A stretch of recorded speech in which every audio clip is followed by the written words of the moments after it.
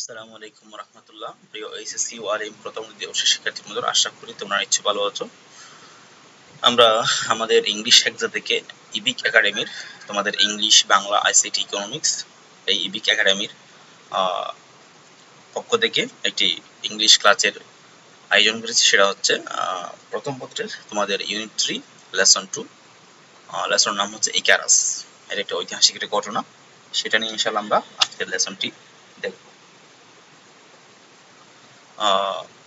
প্রথমে আমরা একটু দেখি এই প্যাসেজের মধ্যে কি আছে। আমরা এই লেসনের মধ্যে ইনশাআল্লাহ যা যা আছে তোমাদের অনুবাদ বলো, শব্দার্থ বলো, সিনোনিম অ্যান্থোনিম বলো, তারপর হচ্ছে এমসিকিউ, সিকিউ, ফ্লোচার্ট, সামারি সবই দেখবো ইনশাআল্লাহ এখান থেকে। প্রথমে দেখি এখানে ইকারাস নিয়ে যে গল্পটা আছে সেটা এখানে তোমাদের বই থেকে হুবহু এখানে দেয়া আছে আমাদের ইংলিশ শিখেছে বইয়ে। প্যাসেজটা অতি বড় না, এই জন্য আমি ছোট থেকে একটা প্যাসেজ নিলাম যাতে তোমরা সহজেই একটা প্যাসেজের মধ্যে কি কি থাকবে আমাদের ক্লাসগুলোতে সেটা যাতে দেখতে পারো, সেজন্য আমি এটা চুজ করেছি। এবং যদি এটা গুরুত্বপূর্ণ প্যাসেজ ছোট হলেও আমি এই প্যাসেজটাই চুজ করেছি। এখানে সবকিছুই তোমরা পেয়ে যাবে, অর্থাৎ একটা প্যাসেজের মধ্যে কি কি থাকতেছে আমাদের বই এবং আমাদের কোর্সে সেটাই জাস্ট দেখার জন্য আমি এটা নিয়েছি। প্রথমে আমরা দেখি শুরু থেকে একটু স্টার্ট করি। তবে আমি প্রথমে একটা গল্পটা সামান্য বলে দিচ্ছি। সেটা হচ্ছে এটা ক্রিট দ্বীপে ভয়ঙ্কর একটি মিনোটর, যেটা একটা যার মাথা ছিল হচ্ছে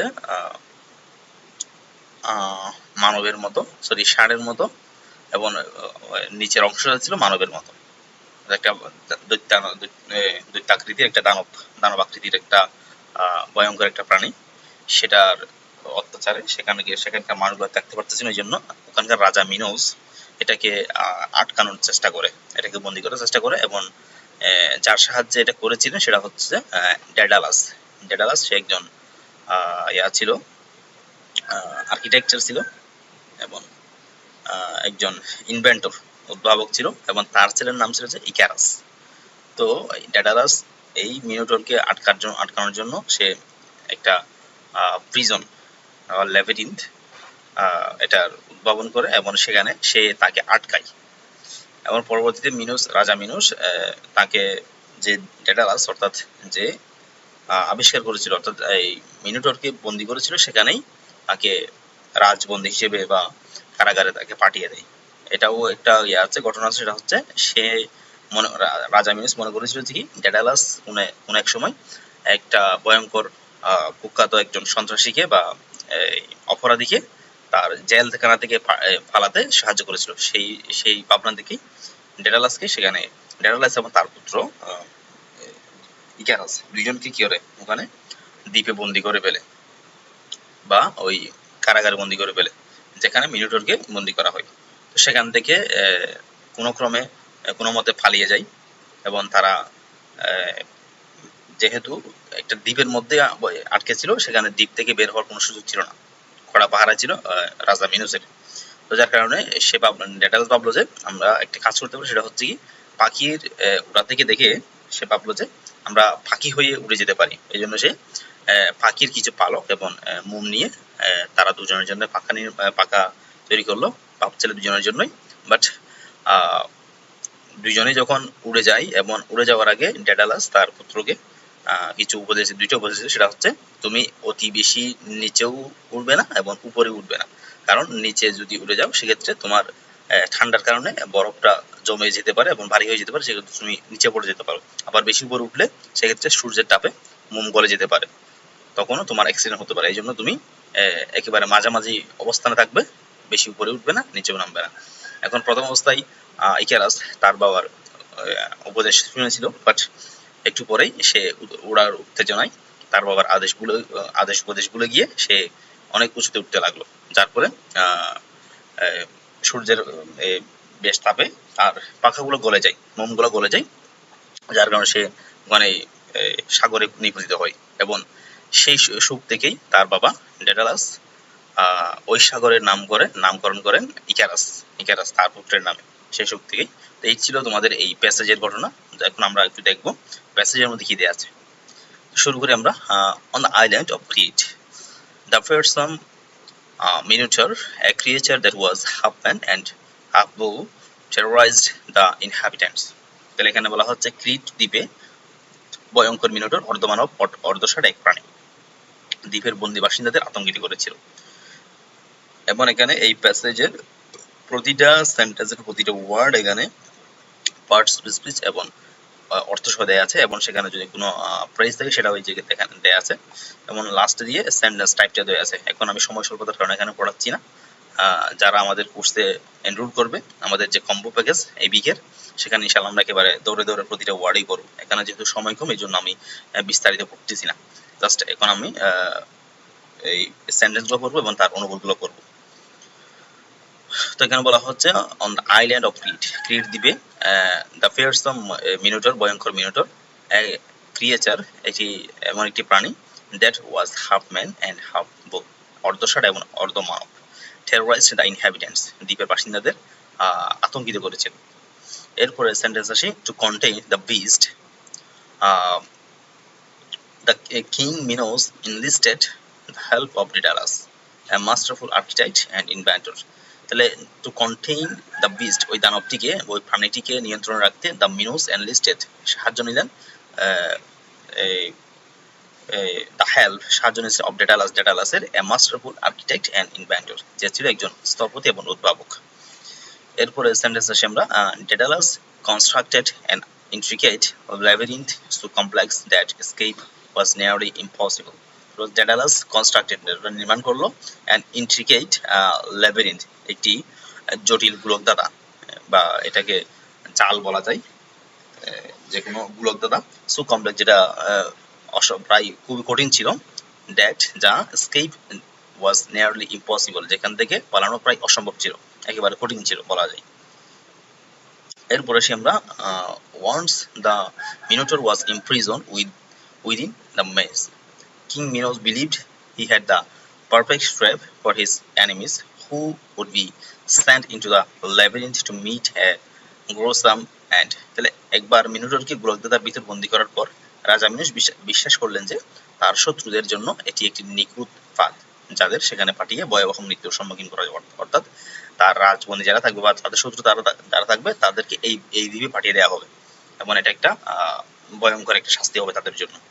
এটা রাজা মিনোস ভাবে। তাহলে বলা হচ্ছে once the Minotaur was imprison within the maze, বলা হচ্ছে মিনোটরকে গোলকধাঁধায় বন্দী করার পর the King Minos believe that, বিশ্বাস করলেন যে he had the perfect trap for his enemies, তার শত্রুদের জন্য একটি নিখুঁত একটি ফাঁদ বা perfect trap, who would be sent into the labyrinth to meet a gruesome end, তাহলে যেখানে তাদেরকে ভয়াবহ মৃত্যুর সম্মুখীন করা যাবে। এরপরে আসি আমরা, however King Minos no longer needing Daedalus cruelly imprisoned the inventor and his son Icarus within the same labyrinth. তাহলে হচ্ছে however, তবে the King Minos, রাজা Minos, no longer needing Daedalus, ডেডালাসকে আর প্রয়োজন মনে করলেন না, ক্রুয়েলি ইমপ্রিজন্ড, তাকে নিষ্ঠুরভাবে কারাবরণ বা কারাগারে কি করলো, বন্দি করলো, দ্য ইনভেন্টর, উদ্ভাবককে, অ্যান্ড হিজ সান ইকারাস, এবং তার পুত্র বা তার সন্তান ইকারাসকে, উইদিন দ্য সেম ল্যাবিরিন্থ, একই গোলকধাঁধায়, অর্থাৎ একই যে কারা বন্দি মিনোটরকে বন্দি করেছিল সেখানে। এরপরে সেন্টেন্স আছে আমরা, yet Daedalus, familiar with the labyrinth's design, managed to escape with Icarus. তবু ডেডালাস গোলকধাঁধার নকশার সাথে পরিচিত, familiar with the labyrinth's design, অর্থাৎ তার যে নকশা ছিল এই গোলকধাঁধার, সেটার সাথে সে পরিচিত ছিল, managed to escape with Icarus, ইকারাসকে নিয়ে পালাতে সক্ষম হলেন। after fleeing, পালিয়ে যাওয়ার পর, they found themselves stranded on the island with no means of escape by sea. তাহলে তারা নিজেদেরকে আটকা অবস্থায় পেল একটা আইল্যান্ডের মধ্যে, সমুদ্র পথে পালানোর কোনো কি ছিল না, সেখানে উপায় ছিল না। স্ট্রান্ডেড মানে আটকা পড়া, স্ট্রান্ডেড ড্যামস আটকা পড়া, তাদেরকে আটকা অবস্থায় পেয়েছিল কোথায়, একটা দ্বীপের মধ্যে, অর্থাৎ ওই ক্রিট দ্বীপে, যেখানে সমুদ্র পথে পালানোর কোনো উপায় ছিল না, কারণ সবখানেই রাজা মিনোসের কড়া পাহারা ছিল। এরপর আসে আমরা, observing the birds flying above, উপরে উড়ন্ত পাখিদের দেখে Daedalus was inspired to craft wings from feathers and wax for himself and his sons, পাখিদের দেখে অনুপ্রাণিত হন এবং পালক ও মোম দিয়ে নিজের ও তার পুত্রের জন্য ডানা তৈরি করতে। he warned Icarus to fly at a moderate height, too close to the sea, and the wings would become heavy with moisture, too close to the sun, and the wax would melt. তাহলে বলা হচ্ছে কি তিনি ইকারাসকে কি করেছিলেন, সতর্ক করেছিলেন মাঝারি অবস্থায় উঠতে, অর্থাৎ মডারেট হাইট, মাঝারি অবস্থায় উঠতে, too close to the sea, সমুদ্রের খুব কাছে গেলে, and the wings would become heavy with moisture, এখানে আর্দ্রতায় কি হয়ে যাবে, ভারী হয়ে যাবে ডানাগুলো, too close to the sea, to the sun, আবার সূর্যের খুব কাছে গেলে বা উপরে উঠলে and the wax would melt, এটা মোমগুলো গলে যাবে, এই জন্য মাঝামাঝি উঠতে বলেছিল তার বাবা, বাট ডেডালাস ইকারাসকে বলেছিল সেটা। এরপরে এসে আমরা ইনিশিয়ালি প্রথমেই Icarus heeded his father's advice, তার বাবার আদেশ শুনেছিল, বাট soon, এবং খুব শীঘ্রই, overwhelmed by the excitement of the flight, সে ওটার তীব্র উত্তেজনায় অভিভূত হয়ে he soared higher and higher, সে ক্রমে আরো উপরে উঠতে থাকে, forgetting the warning, তার বাবার যে সতর্কতা ছিল সেটা ভুলে গিয়ে। এরপর হচ্ছে as he ascended, যখন সে উপরে উঠেছিল বা উপরে উঠেছিল, the sun's heat melted the wax binding his wings, সূর্যের তাপে তার ডানাগুলোর মোম গলে গেল। Helplessly Icarus plummeted into the sea and drowned, leaving Daedalus to fly on alone, devastated by his son's tragic fate. তাহলে অসহায়ভাবে ইকারাস সমুদ্রে পড়ে গেল, plummeted হঠাৎ পড়ে যাওয়া, into the sea সমুদ্রের মধ্যে, and drowned, এবং সে কি হয়ে যায়, ডুবে মারা যায়। লিভিং ডেডালাস, সে পুত্রকে একা ছেড়েই বা তাকে একাই উড়ে যেতে হলো, leaving Daedalus to fly on alone, অর্থাৎ তাকে একাই উড়ে যেতে হলো, devastated by his son's tragic fate, পুত্রের মর্মান্তিক পরিণতিতে ভেঙে পড়ে।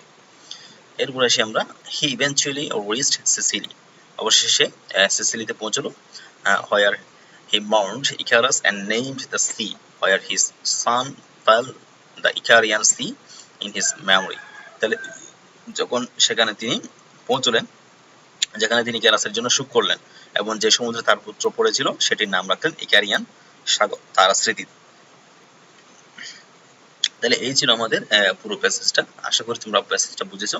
এরপর আমরা দেখব এটার ওভারঅল মিনিং বা এটার একটা সারমর্ম বা সামারি দেখবো আমরা ছোট করে।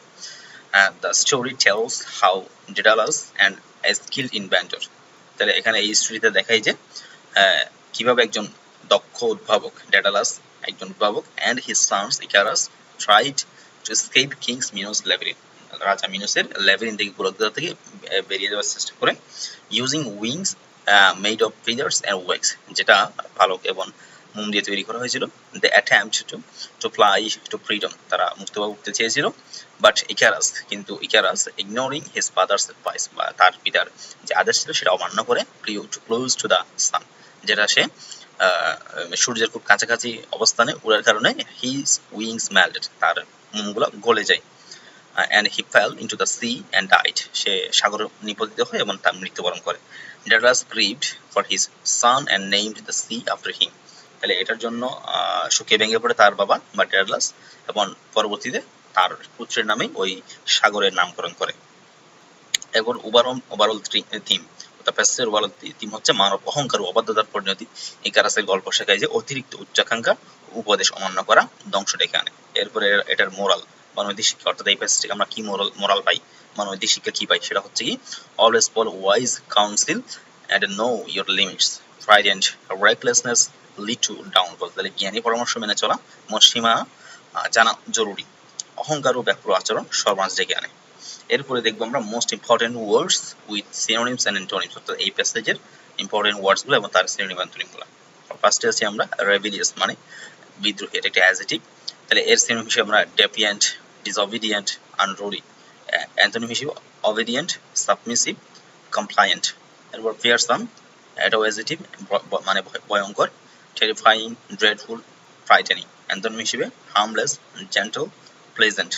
এরপর হচ্ছে ক্রিয়েচার, মানে প্রাণী, being, organism, entity, object, machine, inanimate. তারপর হচ্ছে আর্কিটেক্ট, স্থপতি, নাউন, এটার সিনোনিম হিসেবে আমরা পাই ডিজাইনার, বিল্ডার, প্ল্যানার। এরপরে দিকে আসি আমরা ইমিটেটর, কপিয়ার, ফলোয়ার। ইন্ট্রিকেট মানে জটিল, কমপ্লিকেটেড, ইলাবোরেট, ট্যাঙ্গলড। এরপর অ্যান্থনি হিসেবে সিম্পল, প্লেইন, ক্লিয়ার, ল্যাবিরিন্থ, গোলকধাঁধা, ম্যাজ, নেটওয়ার্ক, পাজল। এরপর অ্যান্থনি হিসেবে simplicity, openness, order.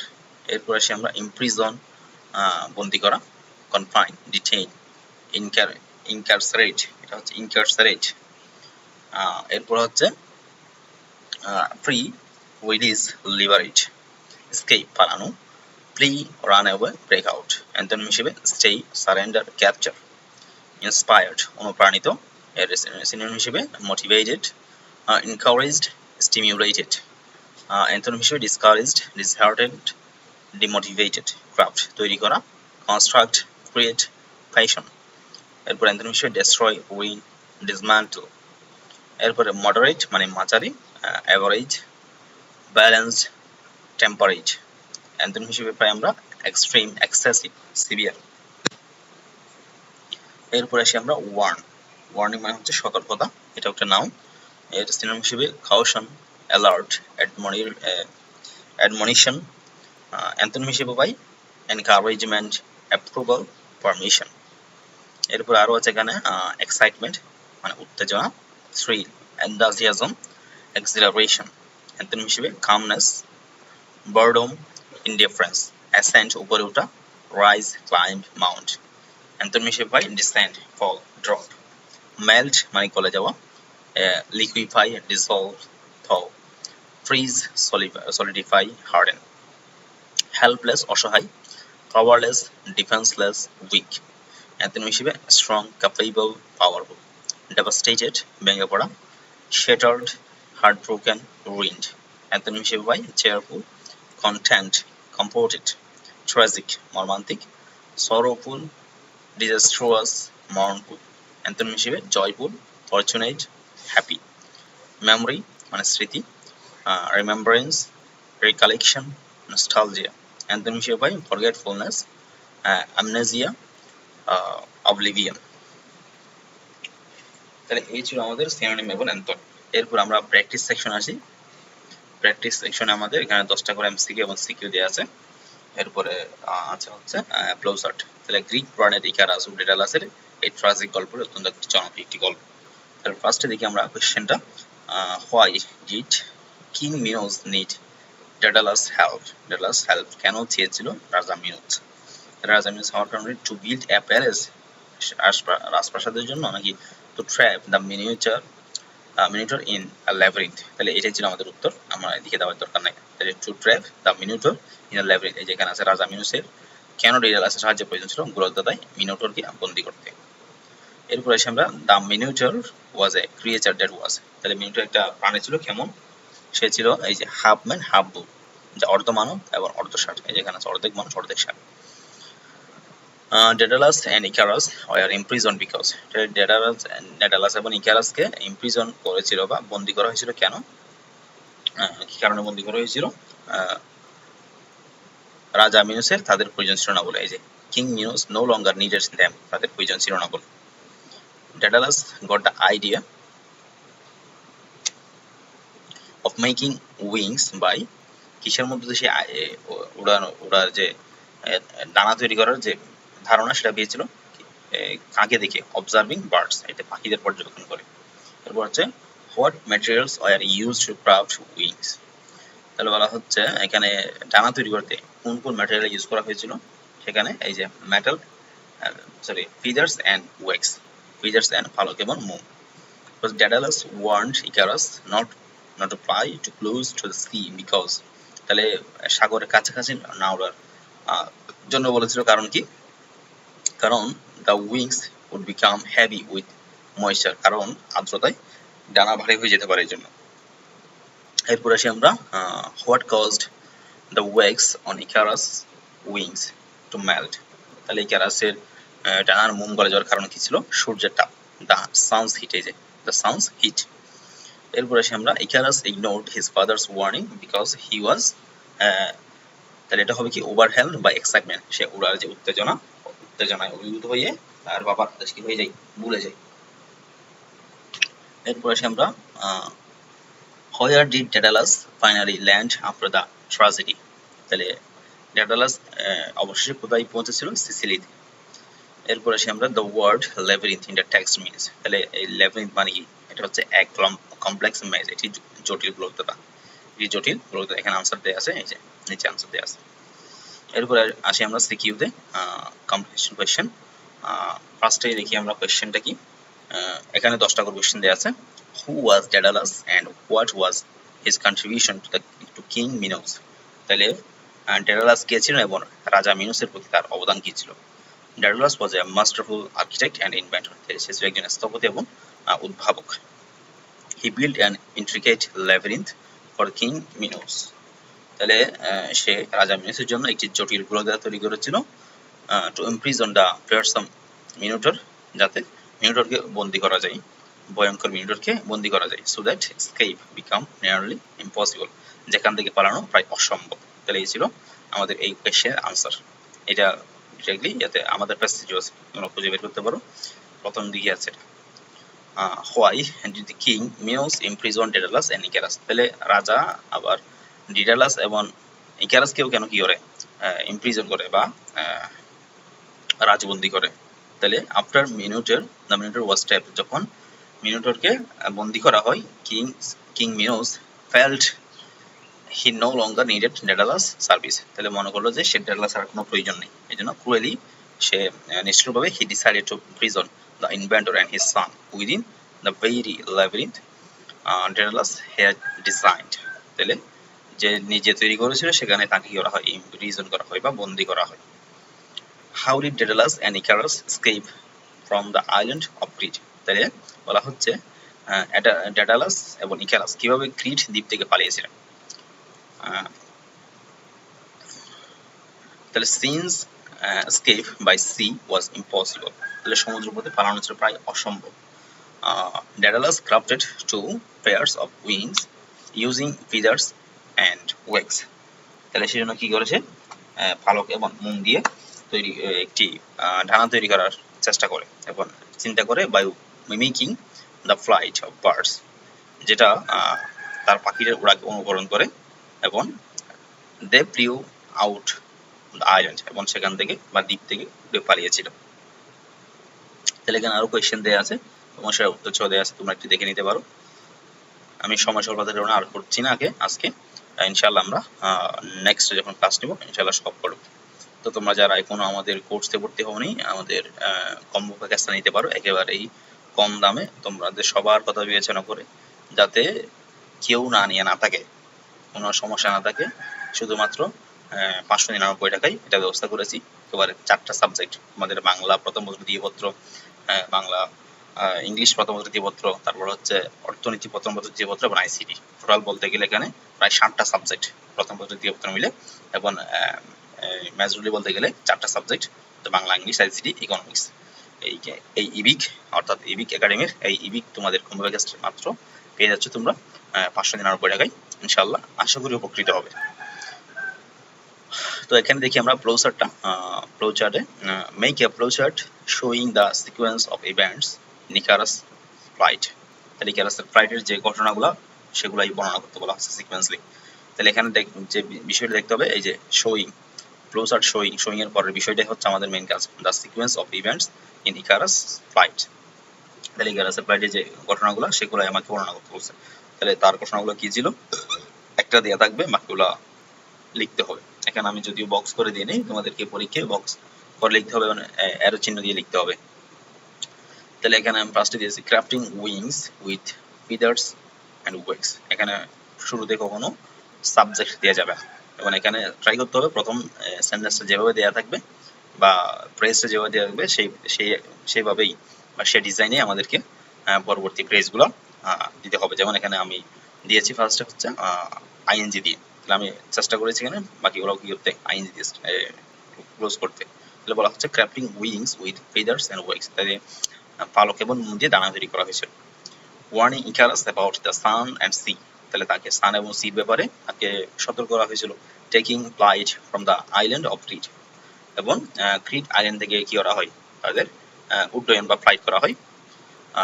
Soaring higher due to excitement, উত্তেজনার কারণে উঁচুতে উঠে যায় কে, Icarus. Melting the wax by the sun's heat, তাহলে সূর্যের উত্তাপে তার যে মোমগুলা গলে যায়, plummeting into the sea and drowning. তাহলে বলা হচ্ছে সে সমুদ্র পর্যায়ে এবং ডুবে মারা যায়, মর্মান্তিকভাবে কি করে যায়, সমুদ্র পর্যায়ে এবং সে মারা যায়। তাহলে এই ছিল আমাদের 6টা ফ্রেজ যেটা এই আমাদের কোয়েশ্চেনে চাওয়া হয়েছে। তাহলে এই ছিল আমাদের আজকের ক্লাসের বিস্তারিত, অর্থাৎ তোমাদের প্রথম বছরের যে প্যাসেজগুলো আছে প্রতিটা প্যাসেজ এভাবেই সাজানো, আরো বাকিগুলো আরো সুন্দরভাবে সাজানো। এটা যেহেতু একটু ছোট প্যাসেজ এই জন্য এখানে কম দেওয়া হয়েছে। তোমাদের প্র্যাকটিস সেকশন বলি এবং ওভারঅল থিম বলি, সামারি বলি, সবকিছু মোটামুটি একটু কম, যেহেতু প্যাসেজটা ছোট এই জন্য। তাও চেষ্টা করেছি আমি এখানে সবকিছুই দেওয়ার জন্য। আশা করি তোমরা এই ক্লাসটা করলে এই প্যাসেজ নিয়ে আর কোনো কনফিউশন থাকবে এবং এটার যে মূল যে বিষয়গুলো সেটা আশা করি তোমরা আত্মস্থ করতে পেরেছো। তাহলে আমরা ইনশাআল্লাহ ভালো থাকবো, সুস্থ থাকবো, দেখা হচ্ছে আমাদের পরবর্তী ক্লাসে ইনশাআল্লাহ। ধন্যবাদ সবাইকে।